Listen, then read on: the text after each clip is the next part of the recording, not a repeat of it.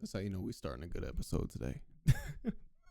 Hello, you guys, bastards. My name is Nate, and welcome back to Unmedicated Antics, a podcast which no longer holds its value as a title podcast because this was initially a podcast about how I was able to mediate my ADHD. I play Minecraft, by the way. Yeah, that's what I do now.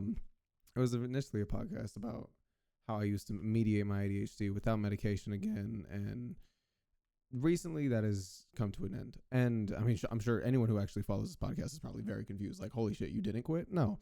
I did want to know what my next steps were before I recorded another episode for this because I'm sure everyone knows this, but when I do things, I take everything into consideration with them. Whether or not it's just something small like this, just playing Minecraft, I wanted to embody what I stand for. And recently I've done a lot of thinking about that in general. Firstly, the thing that I meant to say before, whenever I said this podcast no longer resembles its title, I am now medicated. I have recently gotten back on my ADHD medication, and life has been interesting. No, that was a nice little drop, but it's been interesting again. And I don't know if you guys ever watched the second episode of this. I think it was the second episode. It was called I Was Addicted to My ADHD Medication. That was my biggest fear getting back on a medication, was feeling the way I did 3 years ago, which 3 years ago, I'd argue I was probably at my mental peak in terms of willpower and strength and discipline.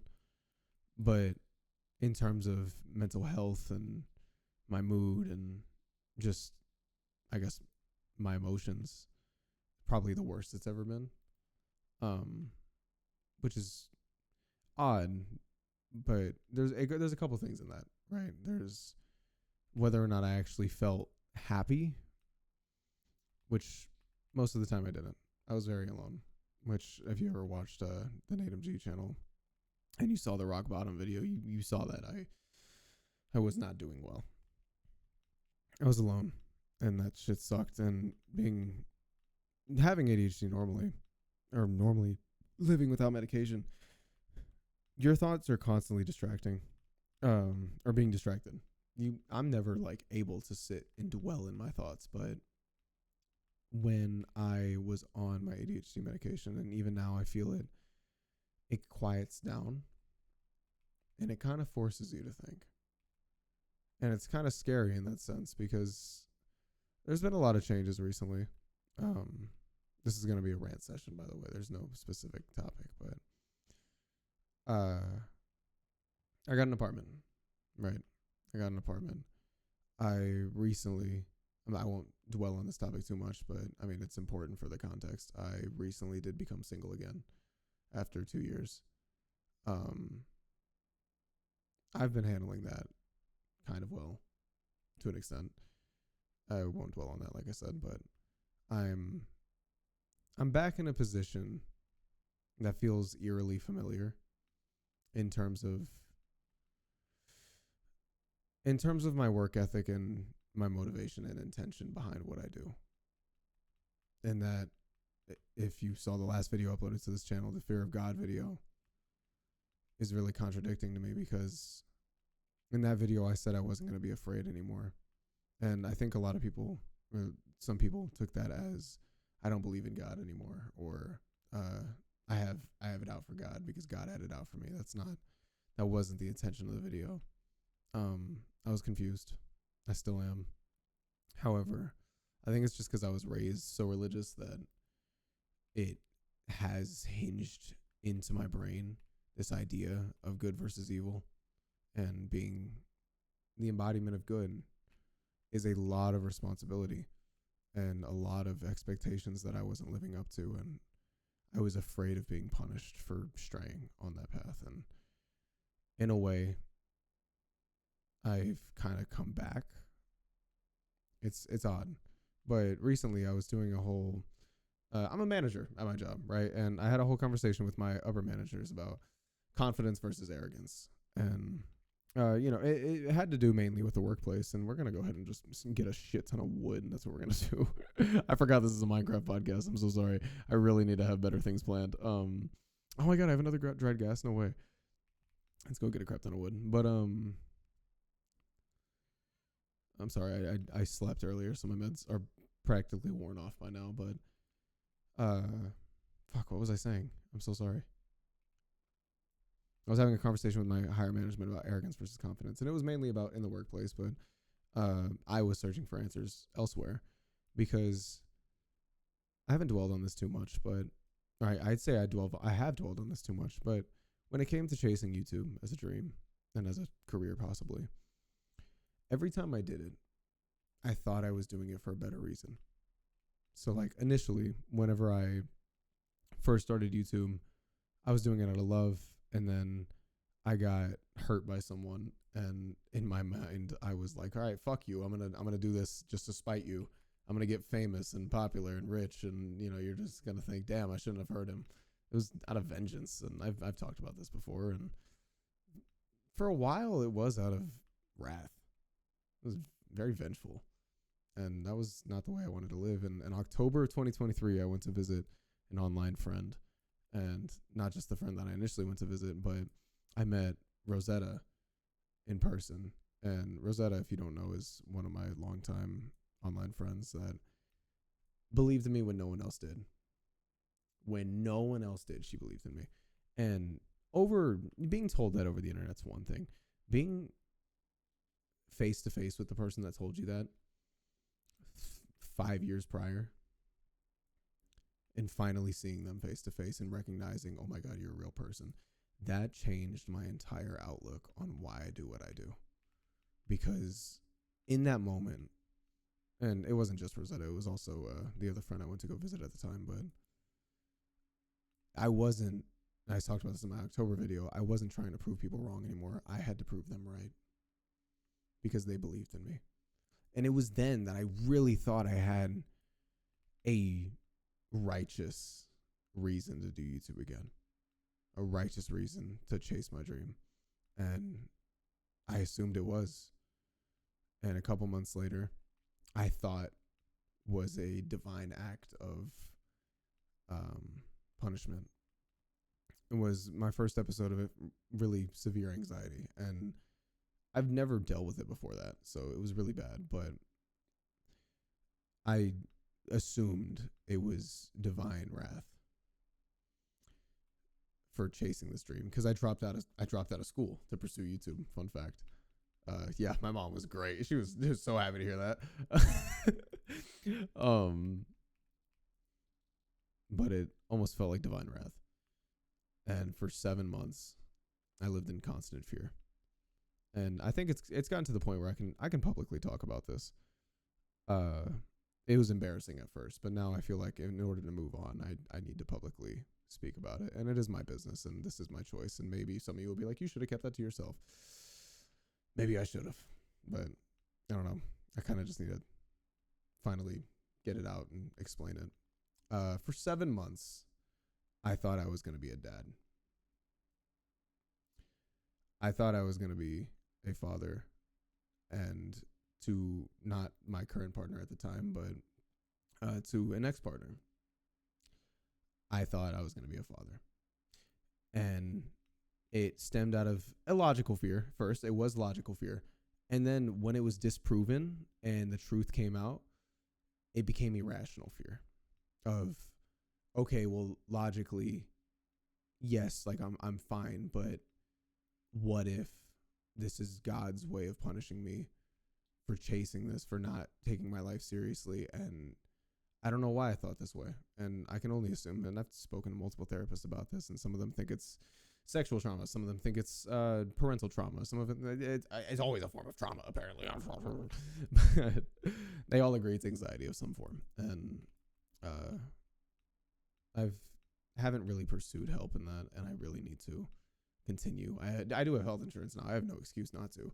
But for 7 months, I was under the impression, or the uncertainty, that I was going to be a dad. And that horrified me. I was scared to no end. And when it came down to that, I wanted to run. I was certainly afraid. And this is the embarrassing part. I was, after years of saying nothing can stop me and I'm not afraid of anything and I'll face my fears, this was the one time that a fear genuinely controlled me for 2 years. Oh, for 7 months initially.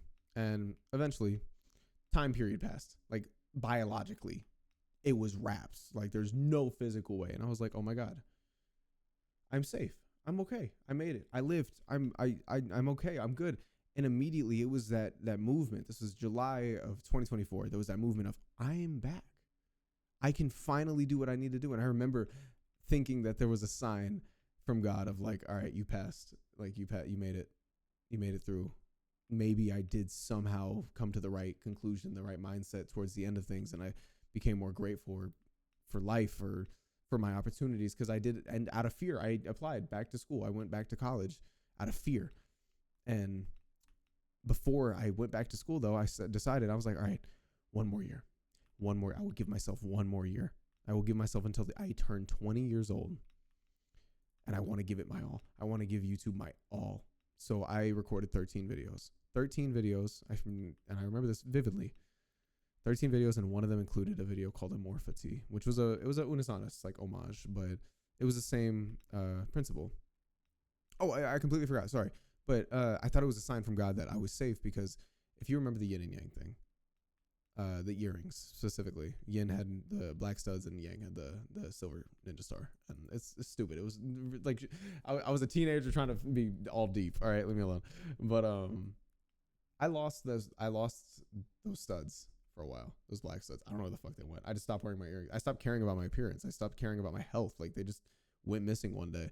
And the day that this, again, embarrassing, I know, but I was actually freaking out. The day that 42 weeks gestation like passed, like biologically, like it was done for.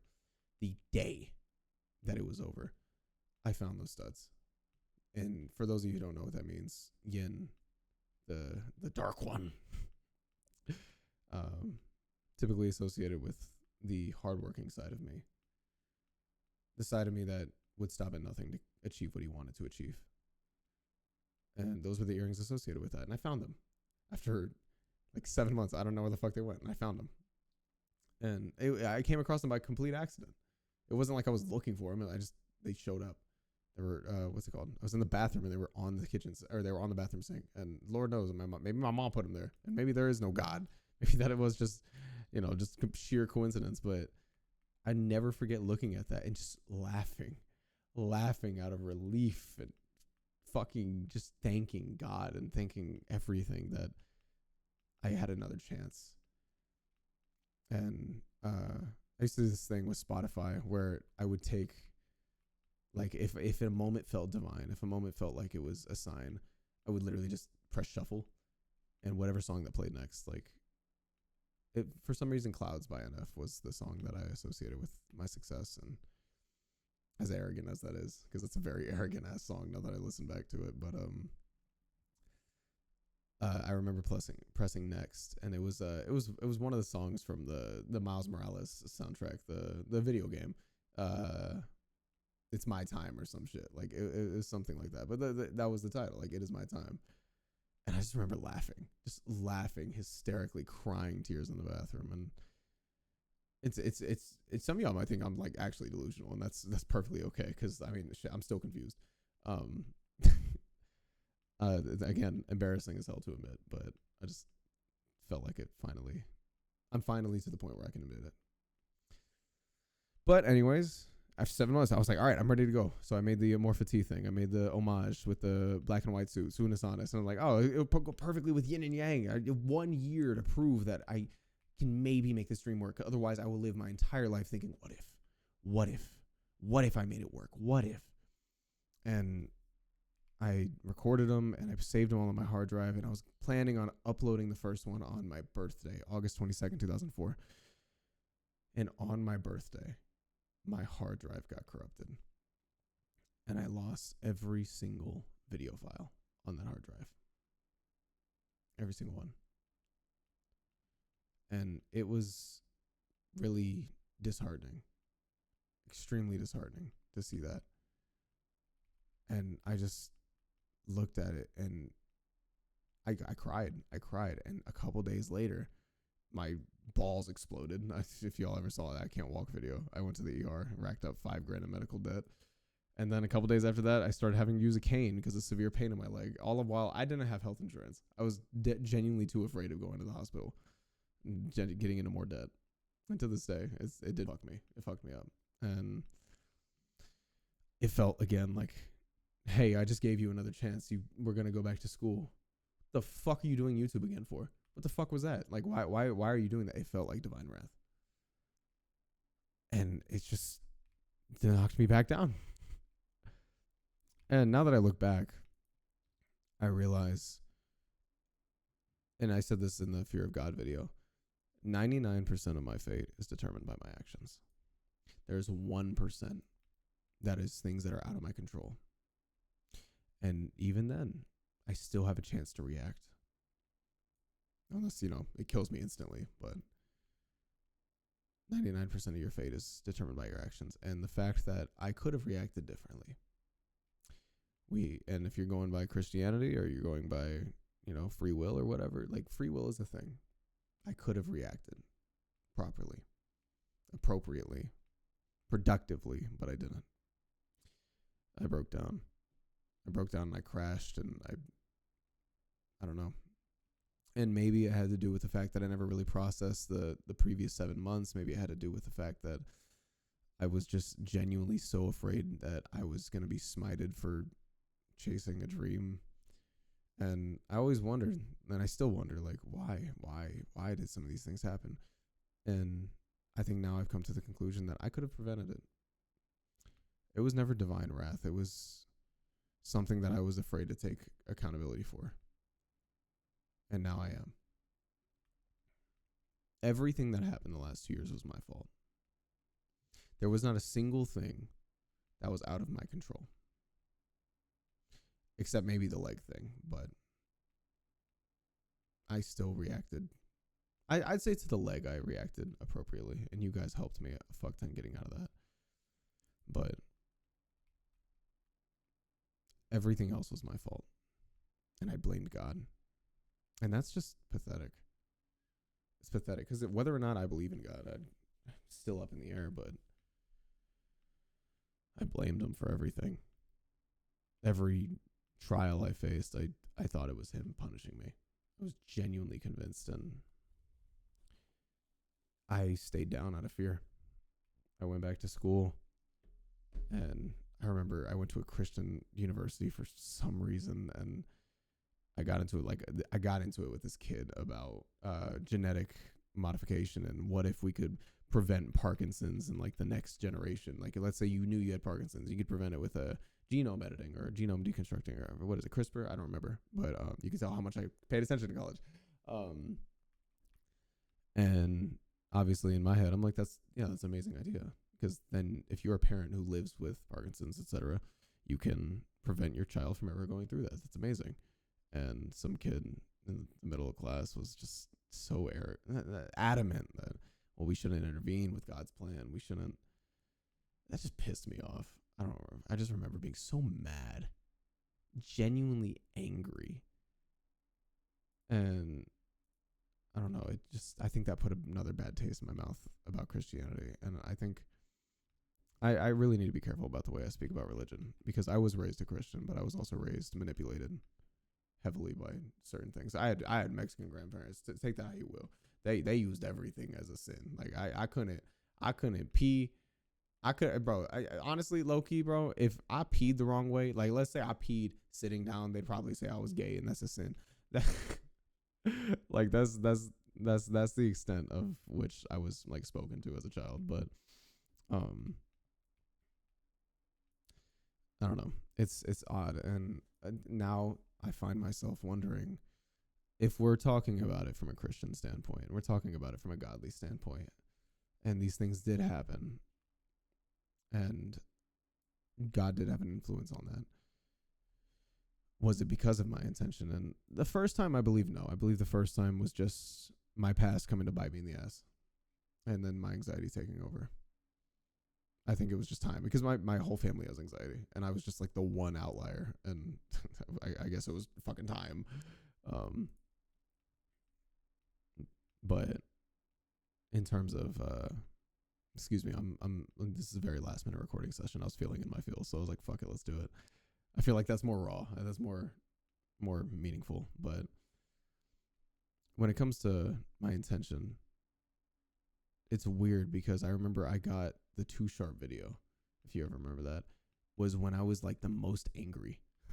I was the most vengeful. I had the most popularity in my life, and that takes me back almost to the Satan argument of, Satan will tempt you with riches and gold just to give up your values, and being good is hard. And I didn't know how I feel about that. I still don't know how I feel about that. And playing the game, but I did think back to a time when I said, I was about 15 when I said this, but I said if I could make YouTube work just enough to essentially live the life I live now, 1-bedroom apartment, a little bit of my savings, just living all right, no GTR, no crazy house, no nothing, no unnecessary BS, just do YouTube enough to live comfortably, I would do it for the rest of my life. Just to spread my influence and spread good and positivity. And I think that my core values were always the same. It's just they were heavily influenced by the world around me, and I gave in. And recently, greed was one of the 7 sins that I was talking to my coworker about this. He's a very religious man. We pretty much came to an agreement that greed and pride were probably my biggest downfalls. I feel like the other ones I've faced and I've stood against fairly well, but greed and pride will forever be the ones that I think I fall weirdly into the category of, and not really, because I'm ambitious. And one of the biggest things that kept me from Christianity was the idea that ambition could be seen as selfish. The idea that ambition was not godly and not righteous because you wanted it for yourself. You wanted success in your life. And I think I was just taught wrong, or at least more manipulative way of thinking about it, a toxic way about thinking about it. But I was speaking to him, and he's like, well, what do you want? I'm like, I want to live a comfortable life. I don't think that's wrong. I just want to live a comfortable life and spread influence, spread positivity as much as I can. He said, that's not greed. And I don't know why I thought it was. I just assumed I wasn't allowed to be happy for some reason. And it's stupid. Like, why would I think that? But I don't know. I thought I had like this bad case of main character syndrome where I thought the world was out to get me and only me. Everyone else was allowed to do whatever the hell they wanted. But if I even tried to step out of line, that was it. And I just lost my house. I don't know where the fuck I am. But that's just how it felt. And to an extent, it still does. It still does feel like I'm not allowed to step out of my comfort zone. Or it feels like I'm not allowed to get back into my comfort zone. And I've said this before where looping back to the ADHD medication thing. The first time I was on this and I was alone. Like truly alone. My friends worked out of town. I never really spoke to the other one. All my friends were online. I hadn't met any of them yet. The girl I was talking to at the time, we stopped talking. And I was just alone. And those are those things that like they added up, and it was so odd because it affected me so much, and I was just sad, and the Vyvanse didn't help. I was just depressed. I was just in my head all the time, and fuck, where was I going with this? God damn it. Oh, Bunny, look at that. I'm trying to think. I'm sorry. This is still unedited. Don't worry. It was a bad case of main character syndrome and feeling like I couldn't live my life because I wasn't allowed to. Like it was a luxury that I wasn't permitted yet, and I don't know why I felt that way. But I feel afraid that I'm gonna slip back into that And in doing so, it wasn't vengeance or wrath or anything that was really driving me. It was just the hope that I could find meaning in anything again. And I can't say I've ever been diagnosed with like clinical depression or anything, but YouTube was the only thing I had.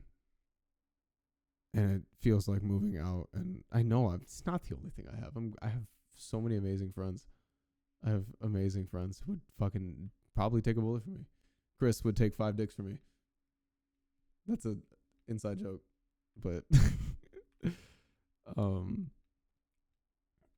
I know I have people that care about me, and I know I have people that love me, and I'm grateful. It's just, why do I feel like I am alone?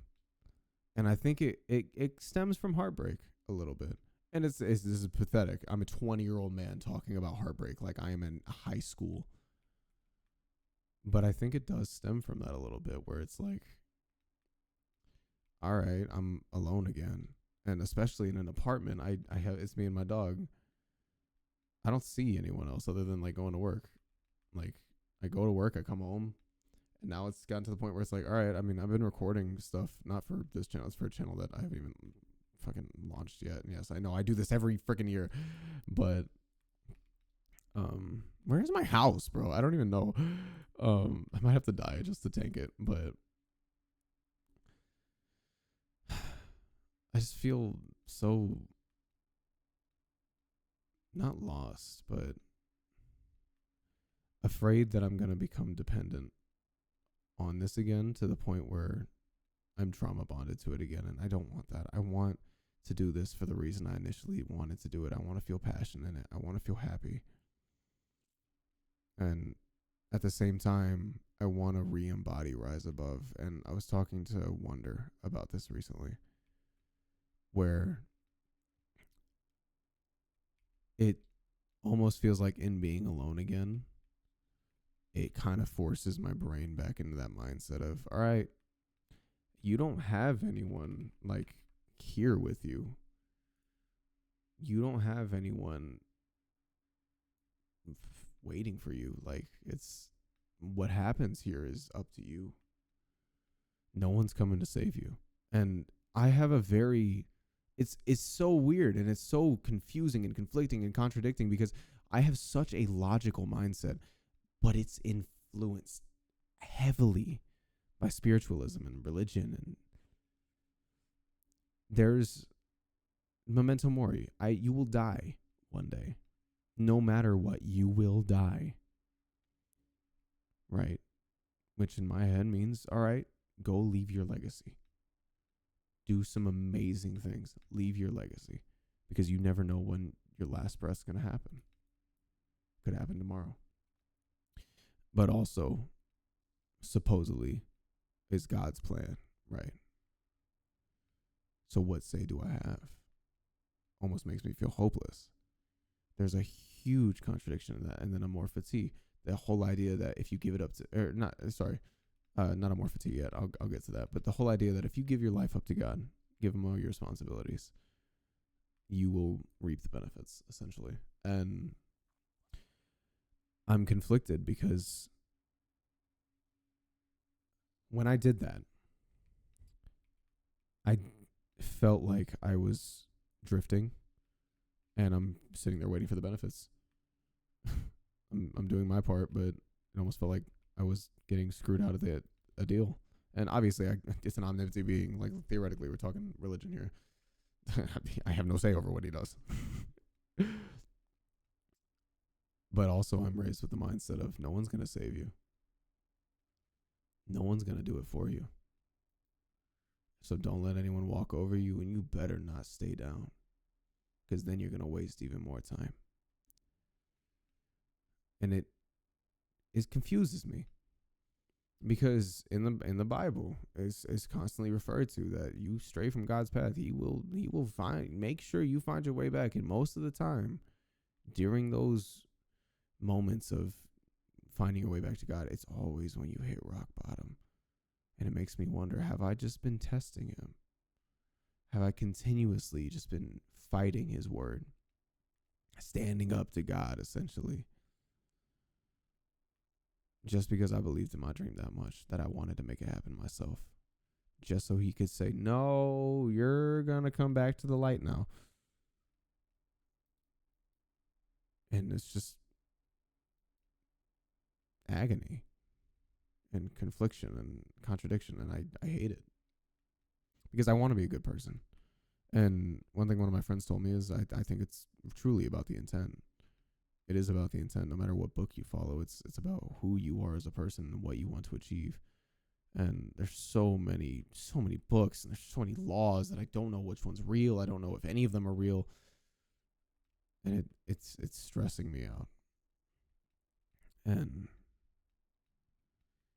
I'm afraid to do anything. But in doing that, I still have pride. And I still can't let go of the idea of I'm not going to back down. I refuse to sit down. And it's scary, though, because I was raised with the concept that I am serving the light, right? I'm serving the good of the world. That's what I am. I am a soldier of good. I'm a soldier of light. That is what I was raised with the concept of being.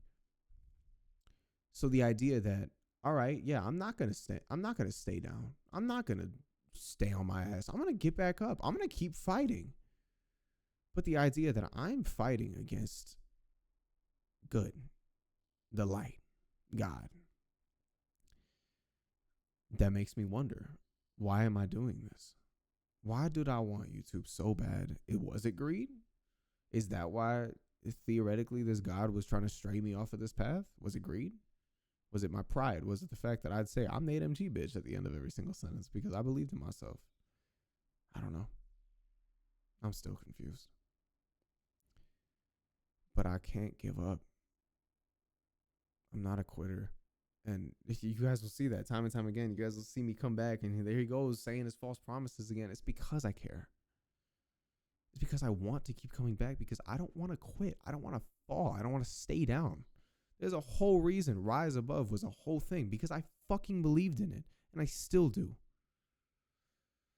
I fully believe in the mentality of you can get knocked down 1,000,000 times. All that matters is that you get up 1,000,001. I fully believe in resilience. Is staying up and not staying down.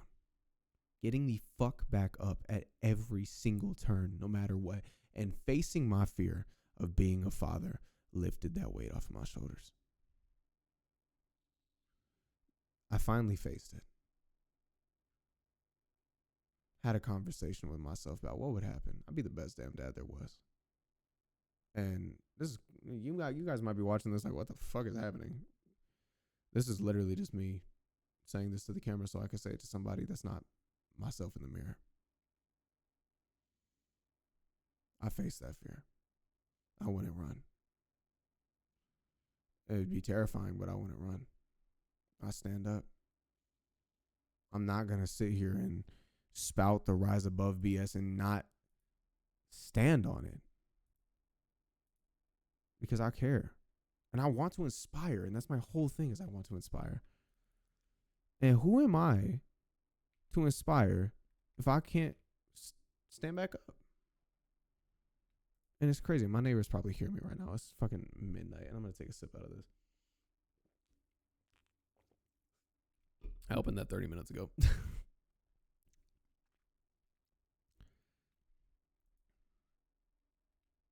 makes you wonder, like, why... How did I find myself here? And you know what? A lot of y'all probably gonna look back at this and be like, "Man, you need to go to therapy." And you're probably right. And I'm looking into more conventional therapy. My back. Sorry. Ooh, that was bad. I tried online therapy and it's just not the same. I don't know what it is, but I'm looking into more conventional therapy. But until then, y'all get to hear my bullshit. And know that I never wanted to give up on y'all. I was genuinely afraid for my life and I was selfish and I refused to stand down.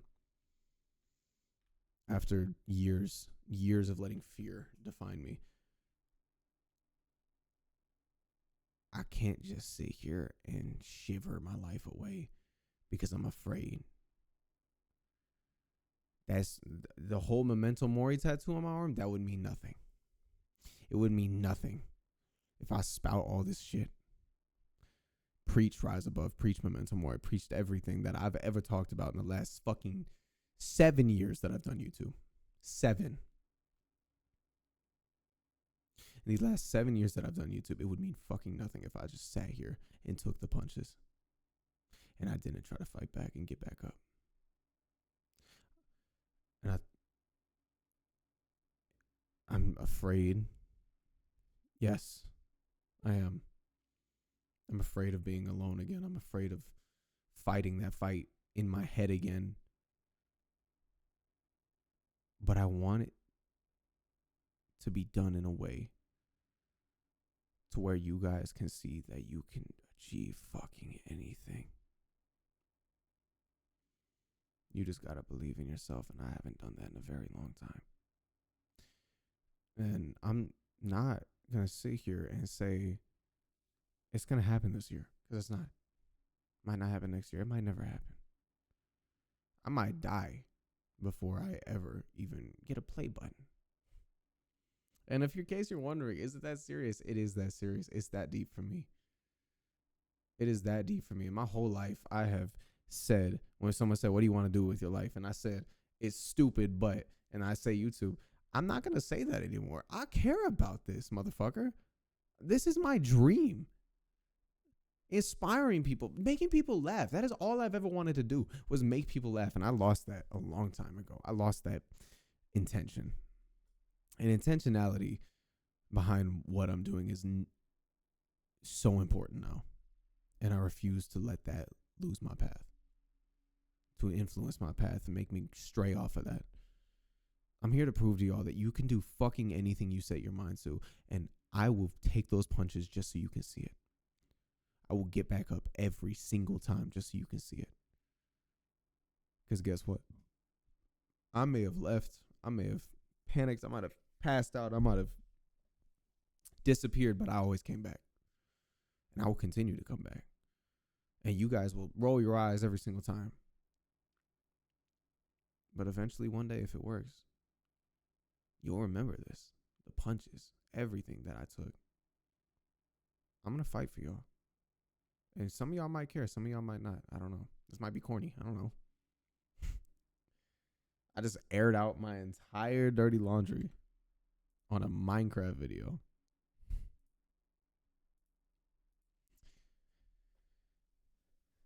Because I want to show you guys that I'm serious about this. About YouTube, about this dream. I care. I don't know what I'm going to do with my life otherwise. This was always my plan A. And out of fear, I ran. And why is this my dream? That's a question I've asked myself a lot. Because, again, let's say God is real. Faith defined by fear is no faith at all. No respectable faith. And that's why I want to truly understand my emotions and my thoughts before I devote myself to anything. Because let's say that there is a God. There is the Christian God, right? Why am I doing this? Because I actually do like a lot of the morality based in the Bible, and that's where a lot of my morality is based off of. Because I feel like there's a general good that everyone follows, right? And the Bible does lay out a lot of that. But do I want this because I want to be rich and famous? Being rich and famous would be cool, but if I could do this, inspire people while making just enough to get by, I will. So I don't know if it's greed. I don't think it is. Not by that definition. And yes, I'm saying this to justify it to myself. Try to say it out loud just so I can hear it. Is it pride? To prove something. Yeah. I want to prove it to myself. Years. It's been 7 years I've done this. I want to prove it not just to myself, but to my past self. If 12-year-old me, 11-year-old me, 8-year-old me could see me now, still fighting. I want them to be proud. I want my mom to be proud. I want my family to be proud. my friends to be proud. I want everybody to be proud. I want to prove to y'all that it's possible so you guys can get inspired. And by you guys, I mean anyone. When I was a kid, my mom had me at 15. And she was never around. She always had to work. We need money. I love her. She raised me the best way she fucking could. But when she was never there, I watched a shit ton of YouTube videos, and I had a lot of parasocial relationships with these YouTubers. And I'm not saying that's healthy, but they helped me through a lot of dark, tough times. And unfortunately, some of them were really shitty role models and ended up being really shitty people. But some of them are the golden boys and women of YouTube and amazing role models. And that's what I want to be. I want to be somebody's light in the dark. Because I know people live a way worse life than I do, than I ever have. And I can't even begin to fathom that, nor will I ever understand that. But I know that I can try and make somebody laugh. I can try and make somebody feel inspired to get out of their shitty situation. I can try. I can fucking try. And I'm going to keep trying. And most of y'all, maybe nobody will see this ever, because it's at the very end of the video, 40 minutes in. But I care about what I do. Not for the reason that most do. This is a deep, authentic love that I thought was once a trauma bond. Because when I had nothing, I had this. But I do love it. When I had a community that was constantly there, and we constantly talked about our goals and what we achieved this month, and that was so fun, and that was so nice, and I want that back, and I'm going to bring that back. Because I do care about you guys. You guys being, in general, anyone who watches these videos. Not just this podcast, but my videos on my main channel, on this other channel I'm working on. I care about each and every single one of you because I was once one of you. And yapping aside, I think I made my point. We're going to move forward. And the only thing that's going to stop me is death. Or God. You're going to have to kill me to do so. Rise above, motherfuckers. Remember, you're human.